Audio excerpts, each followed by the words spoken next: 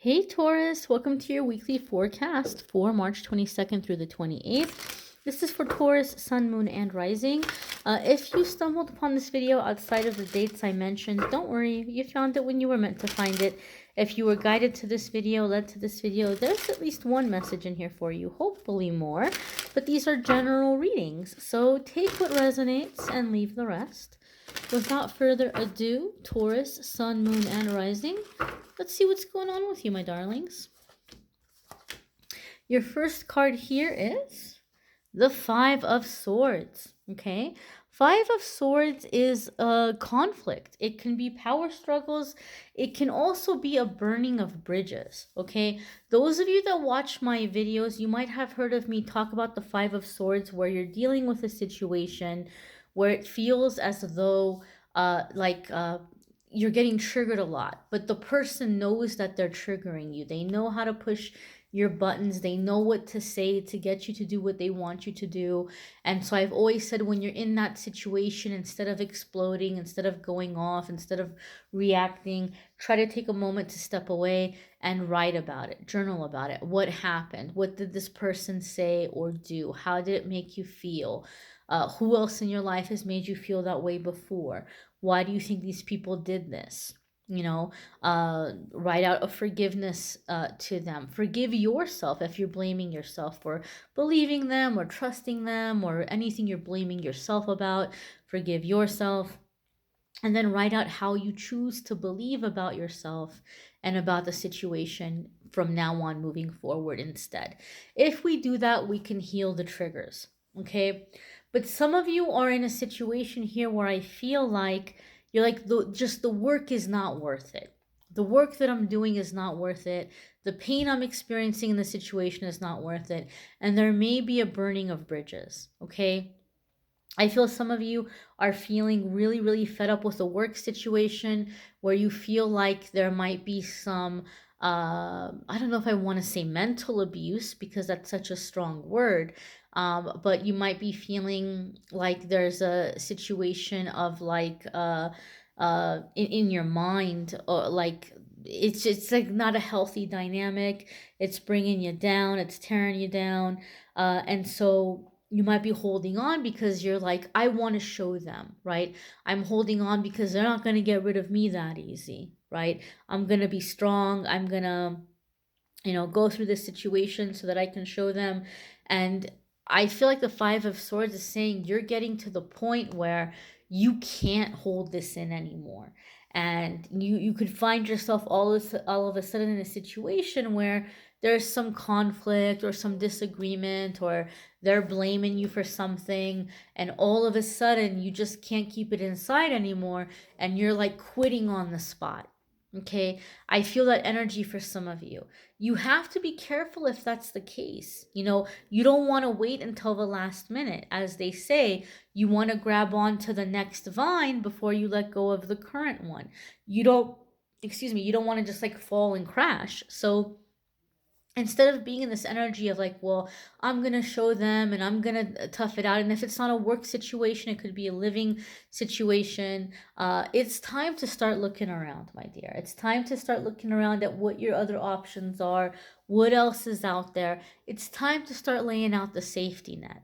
Okay, don't wait till the last minute to where you're scrambling and running around. Have that next vine set up for yourself. The next card here, my dear Taurus, is the Devil. Okay, the Devil card can have to do with karmic cycles. It can be fear, limited beliefs, where you're like beating yourself up, you're judging yourself, and maybe for some of you that's more intensified because you're dealing with a situation or people who are triggering feelings in you. And as I'm feeling this energy, I'm feeling guilt. I feel somebody, some people or some place or some organization is holding on to you by making you feel guilty or blaming you for things. And you're breaking out of that blame. Like, no, this is not my fault. You cannot come up to me and you cannot tell me what I should or shouldn't do, or make me feel like I have to put up with something because I deserve it, or I brought it upon myself, or because it's my fault. You're breaking out of that cycle, okay? I do feel for some of you, I hate to say it, but you're dealing with a person who's really trying to make you feel guilty and really kind of like cutting you down to size because they need to benefit from you. Okay, there might be a financial gain here. They might be saying things to you that, like, they're trying to scare you. Like, well, if you go, or if you do this, or if you do that, then you're never going to be able to get hired again, or you're never going to be able to rent another place again, or I'm going to tell everybody all this stuff about you and nobody's going to want to date you or be in a relationship with you. Or like, I feel like there's some kind of like trying to scare you or threaten you in some way. But I also feel, Taurus, you're in this energy where you're like, I don't care. I don't care. I can't do this anymore. And what you're saying to me is total garbage anyway, right? I don't believe it. I know you don't have that kind of power over me. I know that the universe is an unlimited, abundant place. And I'm putting my faith in God. I'm putting my faith in universe. I'm putting my faith in spirit. I know that things are going to flow and move forward. You are not the gatekeeper to life. That's the energy I feel like you're in, Taurus. Like, somebody is losing their power and their hold over you. And you're moving on. You're moving on with your life and breaking out of anything you've been blaming yourself, judging yourself, putting yourself down, feeling guilty about things. You're breaking out of feeling that way. You're breaking out of looking at life that way or looking at yourself that way. I also feel very strong Archangel Jophiel energy here around you guys. This came out for one of the other cards signs as well. I can't remember who, but they also had the Devil card, and I felt that Jophiel energy around them as well. Jophiel comes in to help us speak more lovingly in our mind, towards ourselves, to have more loving thoughts towards ourselves, to have a more loving inner dialogue. She brings beauty into our life. So I feel like a lot of you are burning a bridge or permanently leaving behind an old way of life, and like kind of creating this beautiful new life. Some of you might even be getting rid of a lot of objects or a lot of belongings, giving them away to Goodwill, or giving them away to charity, or giving them away to friends, or putting them online and selling them. I feel some of you are even like upgrading your physical environment. Your next card here, my dears, is the Knight of Cups. And I know that when it comes to tarot readings, a lot of people are used to watching tarot readings because they're thinking about love and romance. And I know in a love reading, the Knight of Cups, unfortunately, poor Knight of Cups gets a bad rap, right? Because it's just, the Knight of Cups has gotten this reputation that it's like, oh, this is about love and romance, and this person's a player, and this person's a womanizer. And don't get me wrong, that can absolutely 100% be one of the ways that the Knight of Cups shows up. It can show up in that way. But the cards have many layers, and so it's up to the reader to look at the other cards that are coming up with the card, the context of the situation, the energy and the vibe of the reading, to tell you which layer of the Knight of Cups is happening, okay? And because we're not focusing on love and romance in this reading, I do love and romance separate on my channel. This is not going to be a player or a womanizer, okay?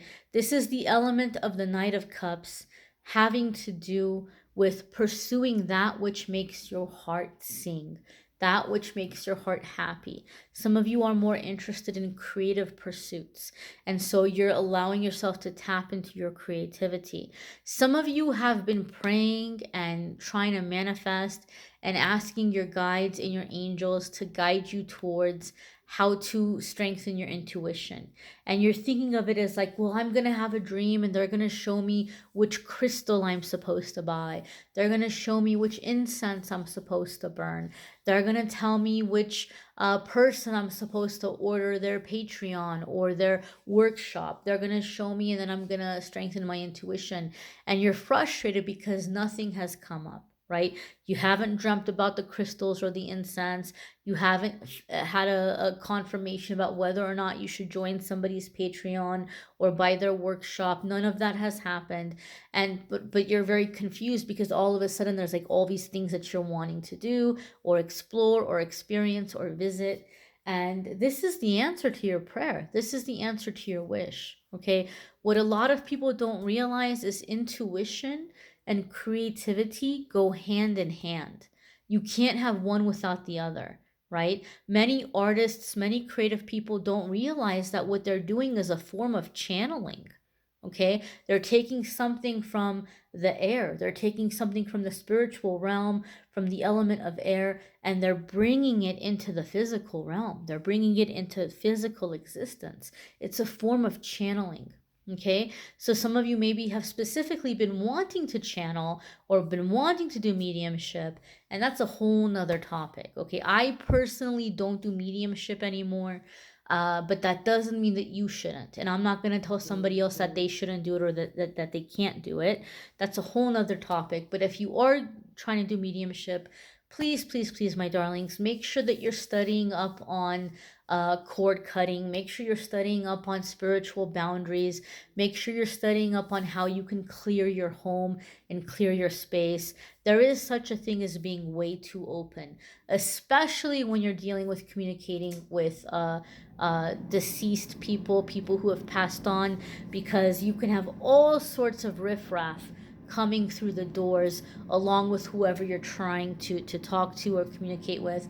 And that's why boundaries are so very important. So very important.